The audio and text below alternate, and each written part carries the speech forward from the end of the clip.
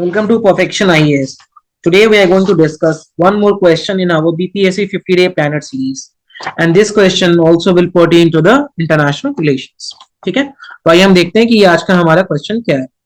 The question is greater engagement with Europe while dealing with its multiple contradictions has to be an important element of India's contemporary international relations. Analyze. So here we need to talk about the contradiction existing in the European Union. ठीक है, तो again let us start with the introduction. So I have told you multiple number of times, whenever we are introducing an IR question, try to trace the historicity. ठीक है, or if not historicity, then any current event which have taken place. ठीक है, तो यहाँ पे देखो, here we can talk about that the relations between the Europe and India, ठीक है, are defined by the 1994 EU India cooperation agreement. ठीक है, ये हमने साइन किया था 1994 में, और इंडिया यूरोपियन यूनियन का जो रिलेशन है वो इसके द्वारा डिफाइन किया जाता है. Getting the point? Now India and Europe they became strategic partners in 2004. ठीक है, they became strategic partners in 2004 and it has been approximately 60 years since India has sent its first ambassador to the European community. So all this fact जो हमको क्या बताता है कि India has a long and stable relationship with EU, has long and stable relationship with EU. So therefore it becomes all the more prudent for us to neglect, or rather to bring the contradictions to a common table and then negotiate with them. ठीक है, तो सबसे पहले हम देखते हैं क्या क्या कॉन्ट्राडिक्शन है, and then we will talk about areas of engagement.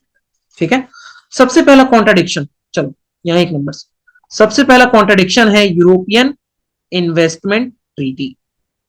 ठीक है, अब इसमें कॉन्ट्राडिक्शन क्या है? इसमें कॉन्ट्राडिक्शन ये है कि ये बोलता है to include most favoured nation provisions in its investment treaties. ये मोस्ट फेवर्ड नेशन प्रोविजन की बात करता है, लेकिन इंडिया जो है डज नॉट रिकॉग्नाइज, यानी India is averse to include the MFN provision in its investment treaties. Getting the point? उसके बाद सेकेंड कॉन्ट्राडिक्शन देखो, EU का जो प्रैक्टिस है to include its investment treaties in fair and equitable treatment, fair and equitable treatment provisions.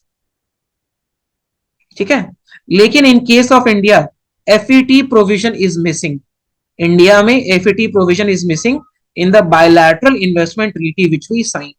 तो ये दो contradiction समझ में आया आपको? पहला कॉन्ट्राडिक्शन ये है कि the European union they talk about giving the MFN status, whereas the Indian Investment Treaty does not talk about the same.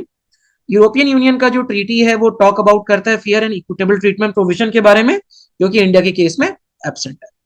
तीसरे प्रोविजन पे हम लोग देखते हैं, EU जो है, EU is batting for multilateral investment code. अब देखो ये कोड का मतलब क्या होता है? यहां पे arbitration, rather international arbitration will be streamline.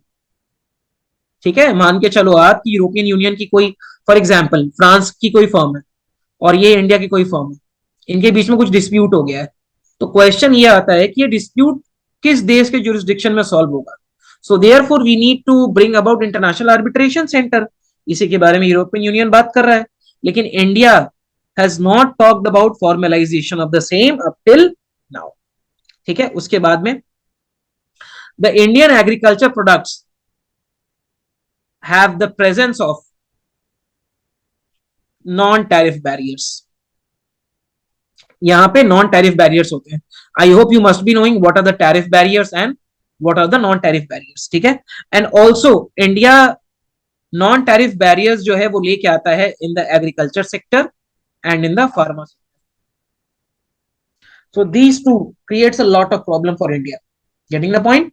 ये जो दो चीजें हैं, this creates a lot of problem, lots and lots of problem, और इनका जो अपना proportion है that cannot be imagined about. ठीक है, अब हम अगला देखते हैं. देखो आप, deadlock over the beta, deadlock over the beta stands for bilateral trade and investment treaty. अब इनके बीच में 2007 से 2013 के बीच में a lot of negotiations has been going on with respect to the beta, but this has not been fructified. ये अभी तक fructify नहीं हो पाया. We have not reached any kind of a common ground up till now. ठीक है. उसके बाद में data insecurity of India. European union जो है वो डेटा को अटमोस्ट इंपॉर्टेंस देता है, लेकिन as India is a non signatory to the Budapest Convention and also we don't come into any agreement with regard to data sharing, तो वो trade को और ज्यादा मुश्किल बना देता है. उसके बाद में अगर हम ट्रेड इम्बैलेंस की बात करें, if we talk about trade imbalance, तो देखो European Union trade with China is of gigantic proportion. For example, India जो है this accounts for only 1.9% of the trade and China accounts for approximately 13% of the trade. तो ये जो mismanagement है this also creates a lot of problem. उसके बाद में problems और instability arising due to Brexit. Brexit के चलते भी a lot of instability has arisen. ठीक है. और चाइना का इन्फ्लुएंस हमने यहां से बात कर ही दिया है.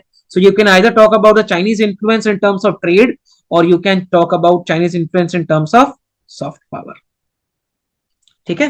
अब after talking about the contradiction, we also need to talk about what are the areas of engagement.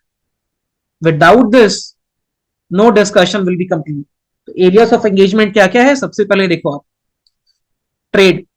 Trade के बारे में ही बात करेंगे. ट्रेड में क्या क्या एरियाज ऑफ एंगेजमेंट है? Bilateral trade between the two nations, yeah, two blocks, they have passed over 116 billion USD. Huge amount of trade. And जो EU है ना, this is the second largest destination of trade after USA. So EU stands for second and USA stands first. ठीक है. Getting the point? उसके बाद में अगर हम एम्प्लॉयमेंट की बात करें, यानी kind of job which is given to the people in the European Union, then over 6,000 European companies, 6,000 European companies who invest in India, they give employment to around 60 to 70 lakh of the people. और जो startup और innovation system है, I don't think that this needs any kind of an introduction. ठीक है. सो ये trade employment वाला angle था. Now next angle is strategic cooperation.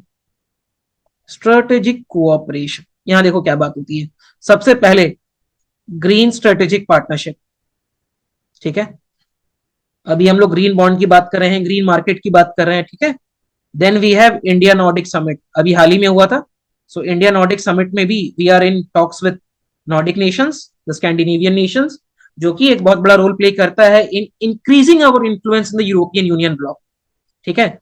Increasing role of India in the Indo Pacific region, in the Indo Pacific region, इसको आप continue कर सकते हो. So India is emerging to be a net security provider in the Indo Pacific and securing the sea lanes of communication, जिसके चलते सारा trade जो है वो पास करता है. Getting the point? चलो, now let us come to the defence angle. ठीक है. देखो डिफेंस एंगल में देखो, सबसे पहले तो cooperation with Europe has been increasing because India is on a diversification pitch. हम यूएसएसआर से अपने जो रिलायबिलिटी है हम उसको कम कर रहे हैं, और इंक्रीजिंग चाइना एंगल के चलते our defence export and defence engagement with the EU is on a rise. We are conducting joint military and naval exercises. We are also working for the rule-based Pacific order, and so on and so forth. When we come to the technology part, जब हम technology की बात करते हैं, then here also we have science and technology joint steering committee.